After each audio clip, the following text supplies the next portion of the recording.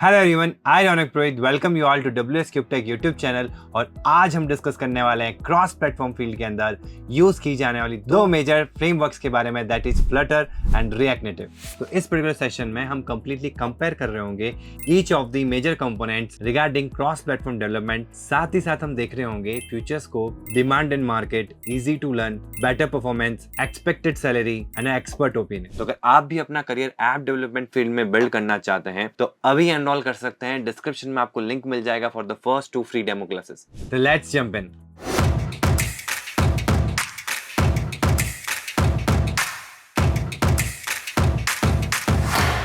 आज के वर्ल्ड में जैसे कि आप सभी को पता है कि सबसे ज्यादा यूज किए जाने वाली टेक्नोलॉजी वो है mobile. There are about 8.58 billion mobile phone users in the world and there are 8.93 million applications all across the globe. है ना बहुत बड़ा नंबर। और आप डे टू डे लाइफ में देखते भी हो कि सबसे ज्यादा जो यूजर्स आपको मिलेंगे वो मोबाइल फोन यूजर्स मिलेंगे। मेजर ऑफ द पीपल के पास में एटलीस्ट एक स्मार्टफोन तो होगा ही होगा आज के मार्केट में, या ज्यादातर लोगों के पास में स्मार्टफोन तो होगा ही। और इसी वजह से यूजेस ऑफ मोबाइल एप्लीकेशन भी बढ़ गया। अब अगर मोबाइल एप्लीकेशन का यूजेस बढ़ गया है तो मोबाइल एप्लीकेशन बनाने की डिमांड भी बढ़ गई है।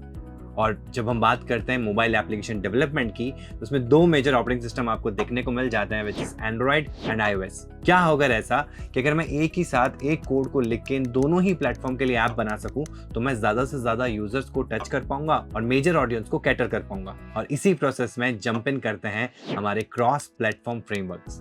यस, क्रॉस प्लेटफॉर्म या मल्टी प्लेटफॉर्म प्रोडक्ट वो प्रोडक्ट होता है जो एक बार बिल्ड होने के बाद में मल्टीपल प्लेटफॉर्म्स पे रन किया जा सके। जैसे कि एक होता है नेटिव डेवलपमेंट, जिसमें हम किसी भी पर्टिकुलर फ्रेमवर्क का जो नेटिव लैंग्वेजेस होती हैं, यानी कि उनकी जो मदर लैंग्वेजेस होती है, कोड लैंग्वेजेस होती है, उन पर्टिकुलर टूल्स एंड लैंग्वेजेस को सीख के हम उस पर्टिकुलर प्लेटफॉर्म के लिए प्रोडक्ट क्रिएट कर रहे होते हैं। जैसे कि अगर आपको एंड्रॉइड ऐप डेवलप करनी है तो आपको जावा या कॉटलिन सीख के एंड्रॉइड SDK की हेल्प से आप एंड्रॉइड एप्लीकेशंस बिल्ड कर सकते हो। सेम उसी तरीके से स्विफ्ट को सीख के एक्सकोड टूल की हेल्प से आप आईफोन ऐप डेवलप कर सकते हैं।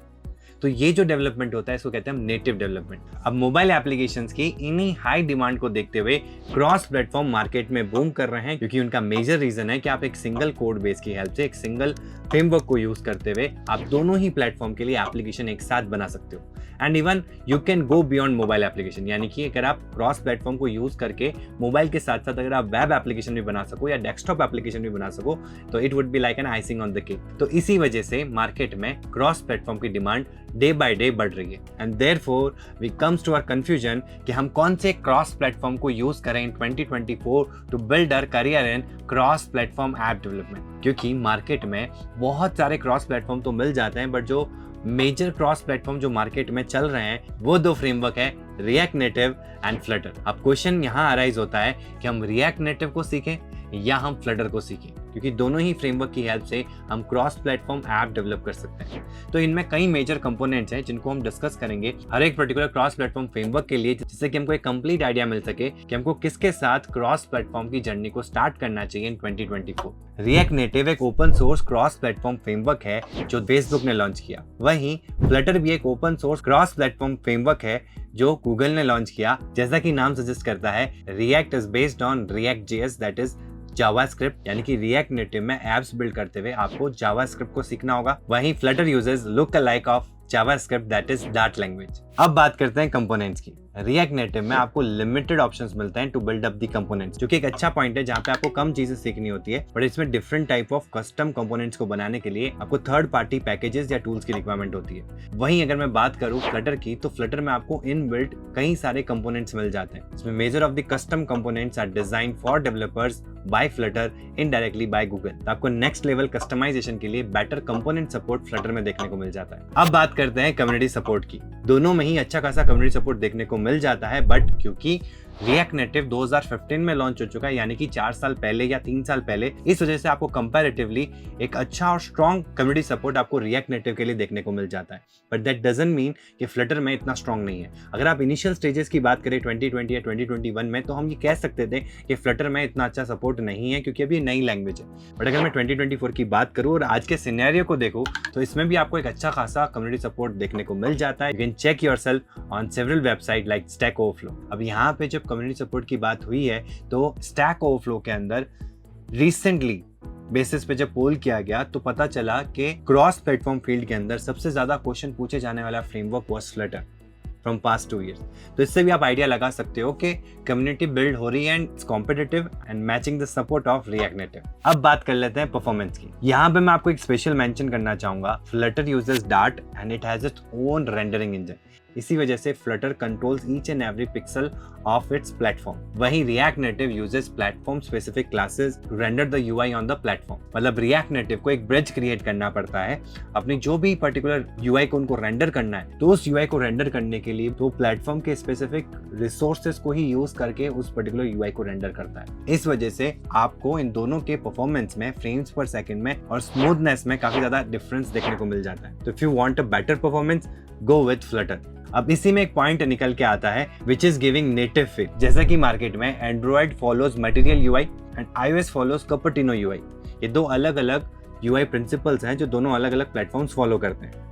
फ्लटर के अंदर क्योंकि खुद का रेंडरिंग इंजन होता है, तो हम अगर एक ही सिंगल कोड बेस में हमारी ऐप को डेवलप करते हैं तो either we would be selecting material UI और we would be selecting Cupertino UI. तो हम देख रहे होंगे कि अगर हमने कपर्टिनो यूआई को सेलेक्ट किया तो iOS जैसी यूआई आपको एंड्रॉइड में भी देखने को मिल जाएगी और एंड्रॉइड जैसी यूआई आपको iOS में भी देखने को मिल जाएगी। और अगर आप ऐसा नहीं चाहते हैं तो आपको डिफरेंट कोड लिखना पड़ेगा, एंड्रॉइड के लिए मटेरियल के अंदर एंड iOS के लिए कपर्टिनो के अंदर।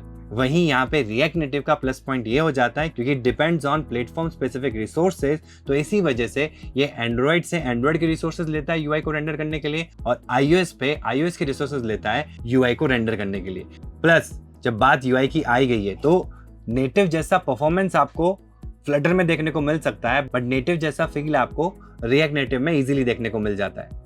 बट अगर मैं बात करूँ कि कॉम्प्लेक्स से कॉम्प्लेक्स यूआई अगर आपको बनानी है और एनिमेशंस प्रोवाइड करना है, डिफरेंट टाइप ऑफ एनिमेशंस को आपको इजीली इंटीग्रेट करना है किसी क्रॉस प्लेटफॉर्म के अंदर, तो यहाँ पे क्योंकि Flutter uses Dart and dart suppose any type of complexity in UI, तो दैट इज वाई फ्लटर के अंदर आप किसी भी कॉम्प्लेक्सिटी की यूआई और एनिमेशंस को इंटीग्रेट कर सकते हो, वो भी बहुत आसानी से, as compare to React Native जहाँ पे आप थर्ड पार्टी कंपोनेंट्स को यूज करके वो सेम चीज को इंटीग्रेट करने की कोशिश कर रहे होंगे। तो ये कुछ मेजर कंपोनेंट्स है जहाँ पे हमने इन दोनों को आमने सामने लेके आके देखा कि कौन किस जगह पे एक दूसरे से ज्यादा बेटर है। दोनों ही अपनी जगह पे बहुत अच्छे क्रॉस प्लेटफॉर्म फ्रेमवर्क्स हैं, आप दोनों के साथ अपना करियर स्टार्ट कर सकते हो। बट मेरा एक पर्सनल ओपिनियन है जो मैं आपके साथ शेयर करना चाहूंगा, अगर आप ऐप डेवलपमेंट या वेब डेवलपमेंट या किसी भी आईटी सेक्टर से नए हैं और अपना करियर स्टार्ट करना चाहते हैं तो आप दोनों में से किसी एक के साथ जा सकते हैं, but comparatively you can start your career with dart and choose Flutter. But अगर आप पहले से वेब बैकग्राउंड से आते हैं and you have a base और कोर नॉलेज ऑफ जावास्क्रिप्ट, तो आपके लिए बहुत ज्यादा आसान हो जाएगा रिएक्ट नेटिव में पकड़ बनाना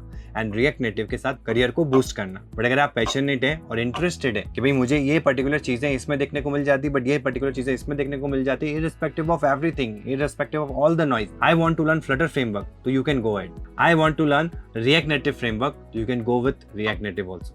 मतलब एज सच आपको ओवरऑल कोई प्रॉब्लम देखने को नहीं मिलेगी क्योंकि रिएक्ट नेटिव फ्लटर से कुछ साल पहले लॉन्च किया गया था। इसी वजह से मार्केट में बड़ी बड़ी जो क्रॉस प्लेटफॉर्म एप्लीकेशंस हैं वो आपको रिएक्ट नेटिव में अभी भी देखने को मिल जाती है, पर उनमें से भी कई सारी ऐसी एप्लीकेशंस होंगी जिन्होंने अपना टेक स्टैक रिएक्ट नेटिव से चेंज करके फ्लटर में कन्वर्ट कर दिया है। तो आप दोनों में से किसी को भी चूज कर सकते हो एंड आप कौन से फ्रेमवर्क को चूज करते हो, do let me know in the comment section. मैं जानना चाहता हूँ कि आपने इन दोनों में से किसको सेलेक्ट किया है एंड आई होप इस वीडियो ने आपको हेल्प किया होगा to choose between these two. अगर ये वीडियो आपको यूजफुल लगी हो तो do give us a like, और अगर आपने अभी तक हमारे यूट्यूब चैनल को सब्सक्राइब नहीं किया है तो अभी सब्सक्राइब करें हमारे यूट्यूब चैनल को। इट मोटिवेट्स अस कि हम आपके लिए ऐसा नॉलेजेबल कंटेंट लाते रहें। And do not forget to share this video with your friends, colleagues and cousins in your family.